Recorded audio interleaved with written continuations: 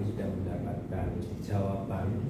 Sebenarnya Mas tadi menderita gejala batuk selama 3 minggu atau lebih. Kami menemukan bahwa ada kemungkinan Mas mengalami penyakit pernapasan yang disebut sebagai tuberkulosis. Mohon izin, apa yang Mas ketahui terkait dengan tuberkulosis dan terapinya sejauh mana? Kalau seperti saya sebagai tuberkulosis itu kalau satu sebagai fisik, Ya, tuberkulosis itu artinya ada bakteri atau virus infeksi paru, terus yang intinya kayaknya paru-parunya itu jadi ada cairan yang jadi ada isinya gitu. Jadi kayak saya juga ketika kami menyampaikan ini, mohon maaf, apakah ada kekhawatiran dari Mas terkait dengan hasil pemeriksaan ataupun diagnosis yang saat ini kami temukan? kalau kekhawatiran itu lebih ke bentuk pengenalan dokter terapi, karena kebetulan saya ini kan juga di usia yang berhubungan saya bentuk juga lagi pendidikan teknologi sekolah, dan tadi kalau masalah seperti disebut untuk terapinya itu kurang lebih selama 6 bulan gitu. Nah itu kebetulan saya mereka itu juga lagi lagi heboh-hebohnya gitu, sangat krisis, kemudian sumber data dan sebagainya. Saya sih cuma khawatirnya nanti malah jadinya saya nggak maksimal karena harus dibarengi dengan terapi tadi. Baik, sejauh saat ini itu rencana dari Mas Gede sudah. Untuk saat ini sih kalau untuk pengobatan itu ya karena tadi sudah diberikan terapi itu yang terus saya langsung alternatifnya apa terapi. Saya tuh kebetulan kalau soal obat-obatan gitu saya dari kecil itu entah kenapa saya tuh nggak bisa minum obat karena apalagi dalam bentuk pil atau yang itu pil yang mojo atau pil yang itu juga biasanya kalau misal mau masuk mau sama makan atau saya minum itu biasanya langsung muntah gitu, kayak nggak bisa turunnya gitu. Nah jadi dari kecil itu kalau misal ada sakit atau yang alhamdulillah selama ini jarang sakit, cuman kalau misal ada sakit kebetulan di rumah itu ada yang kurang lebih kayak gitu biasanya. Baik, nanti kita menerima ada kesepakatan di antara kita bahwa Mas sudah menginginkan sembuh dari penyakit ini, maka kita setuju terkait dengan itu, Mas. Nah, kami juga tadi sudah mengetahui bahwa Mas sudah tahu bahwa penyakit tuberkulosis itu penyakit yang membutuhkan pengobatan dalam jangka panjang. Dan kekhawatiran Mas adalah saat ini sedang menempuh studi yang dikhawatirkan dengan proses pengobatan jangka panjang ini itu akan mengganggu proses jalannya studi atau belajar. Di sisi lain, Mas menyampaikan bahwasanya tidak terbiasa minum obat dan memiliki alternatif untuk pengobatan dengan bantuan oleh pengobatan secara alternatif.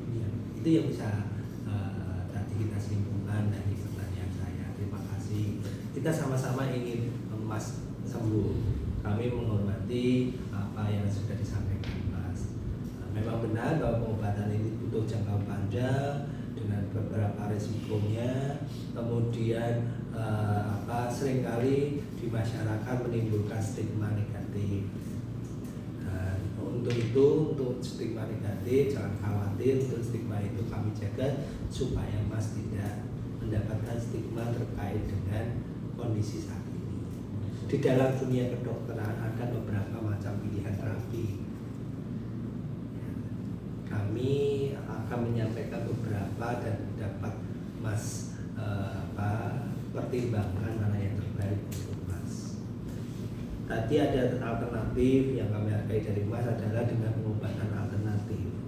Namun pengobatan tersebut pada dasarnya memiliki kelemahan dari pembuktian ilmiahnya yang tidak seragam, dan hal ini menimbulkan resiko terkait dengan tujuan Mas bisa saja tidak tercapai.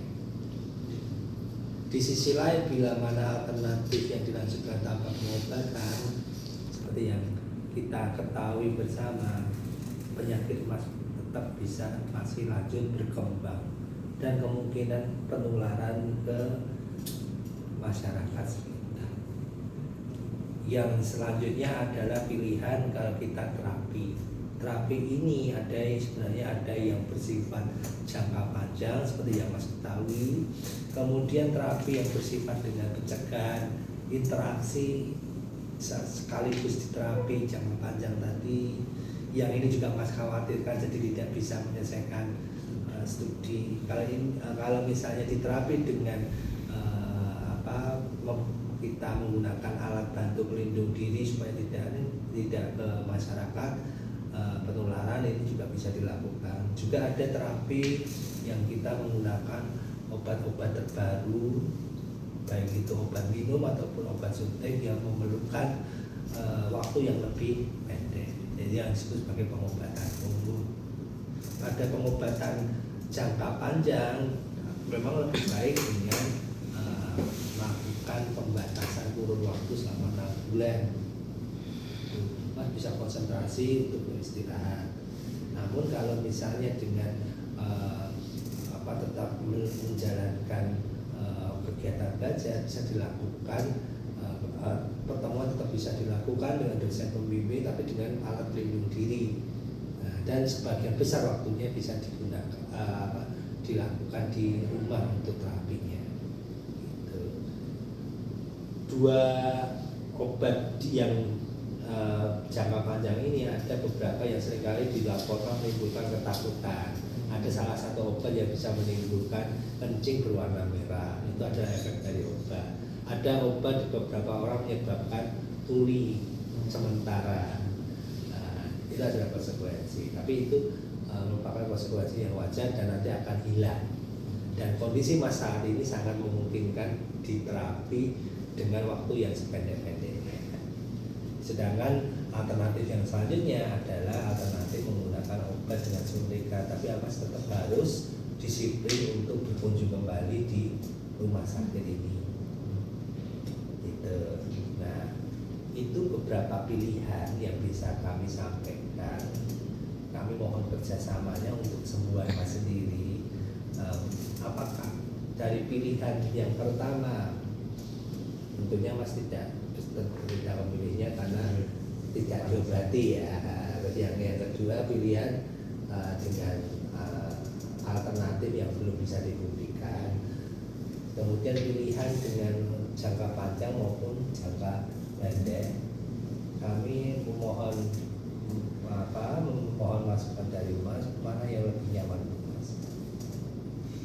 Kalau saya sepertinya yang terapi bersama juga disertai sama alat Jadinya nanti kita butuh kesepakatan bersama, Mas membutuhkan terapi jangka pendek.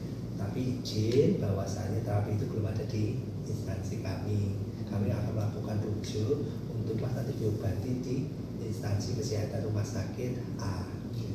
Gitu. Ya, karena ini pilihan Mas ya. Dan nanti akan diawasi oleh dokter yang bersangkutan. Kami harapkan Mas disiplin menggunakan alat bantu pelindung diri dan memenuhi jadwal terapinya secara teratur. Kalau itu terjadi maka episode penyakit Mas cuma berhenti sampai di sini. Nah, untuk itu kami sudah menanyakan hal-hal yang kira-kira merisaukan Mas terkait dengan kondisi Mas saat ini. Apakah benar? Apakah kami sudah mengajukan pilihan? Apakah kami sudah memberikan kesempatan bagi Mas untuk menentukan terapi yang Mas setujui? Baik, kami sudah menyampaikan itu semua. Berikut adalah tanda tangan yang bisa dilakukan checklist dan ditandatangani sebagai bukti kesepakatan kita. Mohon ditanda tangan. Ada perbedaan? Mana yang mengancam-ngancam merasa diancam? Tadi merasa diancam? Tadi itu lebih kayak promosi. Aku juga mikir gitu. Kayak belum dia buat. Rata-rata ya kan, rata-rata bahkan nanti di setting sebenarnya rata-rata dokter itu pengennya segera menyelesaikan, sehingga cenderung menakut-nakuti, cenderung mempromosikan, memaksa gitu. Kalau yang idealnya adalah seperti tadi, nanti pasien yang akan menentukan apa yang terjadi pada dirinya sendiri. Nah, kecuali pasien dengan perwalian. Nah, siapa yang berhak menjadi wali? Orang tua, suami atau istri. Apakah semua istri berhak menjadi wali? Semua orang tua berhak menjadi wali?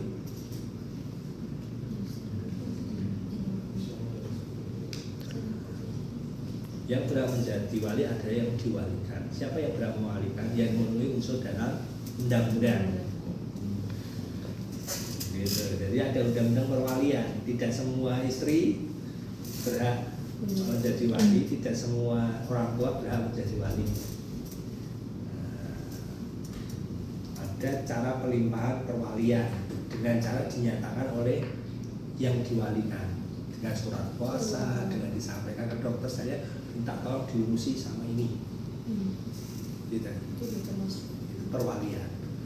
Gitu. Ada yang ditentukan dengan undang-undang, mempunyai kekerabatan, tidak ada apa riwayat adanya perlakuan buruk dan sebagainya, itu ada undang-undang perwalian.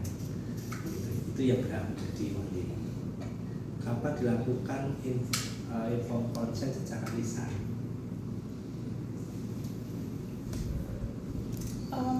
Itu dilakukan ketika tindakannya itu resikonya tidak terlalu tinggi.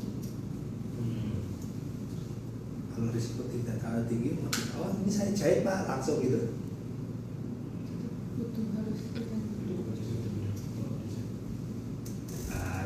Tadi kan dikatakan tindakan yang tidak ada harus risiko rendah atau dijahit kan risiko rendah, langsung dilakukan, saya jahit pak. Dijahit kan bisa butuh waktu, bisa inform consent tertulis gitu ya.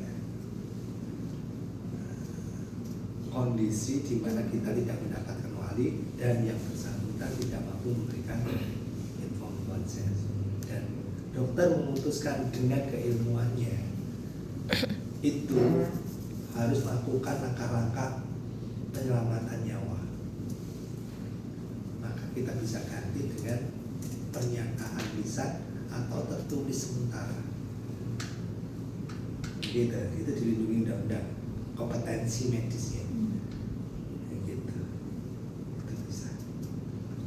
Ya, misalnya patah tulang gitu kan, patah tulang emergensi harus segera diambil, maka kita bisa langsung melakukan dengan catatan rekamandik sebagai pengganti inform consent tertulis. Gitu. Bukan dibiarkan dulu terus sampai meninggal itu tidak dilakukan apa-apa gitu. Itu menyalahi keselamatan pasien juga. Gitu. Ada komentar? Saya ada mungkin apa ya?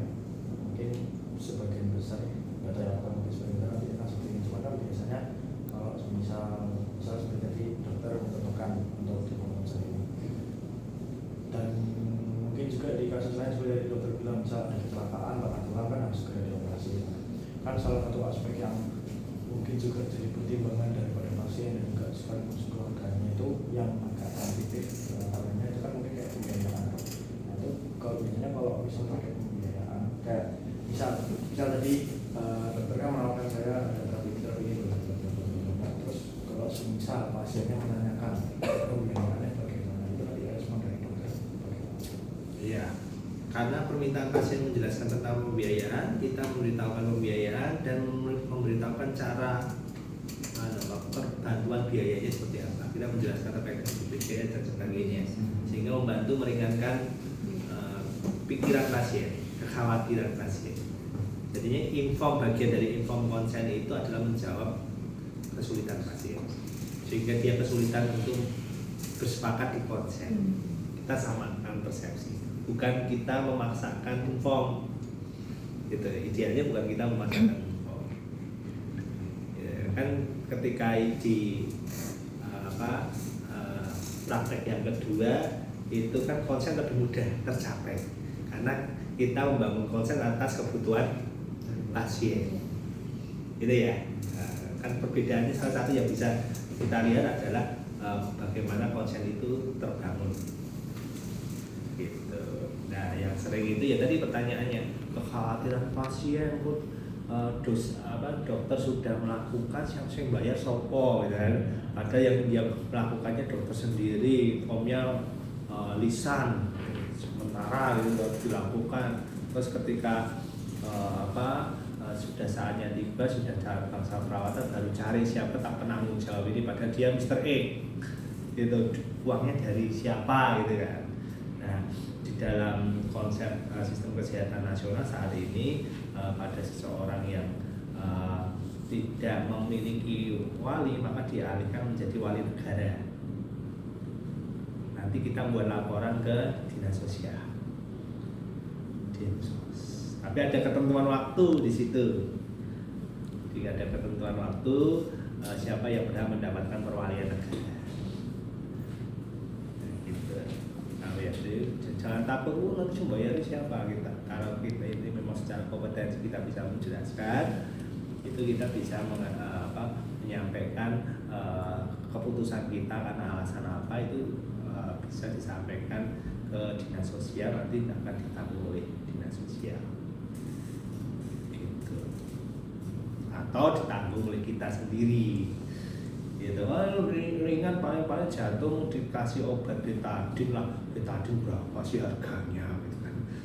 Tapi mau bisa mengatasi terus kita melakukan konsen secara oral kita lakukan, kemudian ternyata nggak ada yang nanggung biaya itu, ya sudah kita gantikan dengan biaya kita sendiri gitu. Ya itu juga tidak apa sih, itu bagian dari kesadaran sosial individu masing-masing itu ya. Yang penting bagaimana inform itu dibangun berdasarkan kekhawatiran dari pasien, karena seringkali pasien tidak bisa konsen karena masih ada kekhawatirannya gitu. Ketika tidak dijawab tapi tetap dilakukan, dari kekhawatiran menjadi komplain kan maksudnya, karena dokter dan institusi kesehatan itu tidak mau mendengarkan kekhawatirannya. Info konsen kasus meninggalnya Zulfikar 8 jam di pelayanan itu bukan masalah tidak diberikan pelayanan, tapi memang di rumah sakit rujukan itu daftar tunggunya panjang. Tapi kasusnya gara-gara ada pernyataan kekhawatiran pasien yang dijawab pun secara tidak hormat oleh beberapa orang. Itu pasien miskin gini didengar orang lain, dia akan menjadi isu publik, akan ketemu dengan nilai kebenaran seluruh Indonesia yang pada saat ini nilai kebenaran seluruh Indonesia sebagian besar tidak mendukung dokter. Nah, jadinya akan itu yang menjadi komplain, dan komplain itu tidak kecil gitu kan. Nah, komplain itu bisa gara-gara ngomong sedikit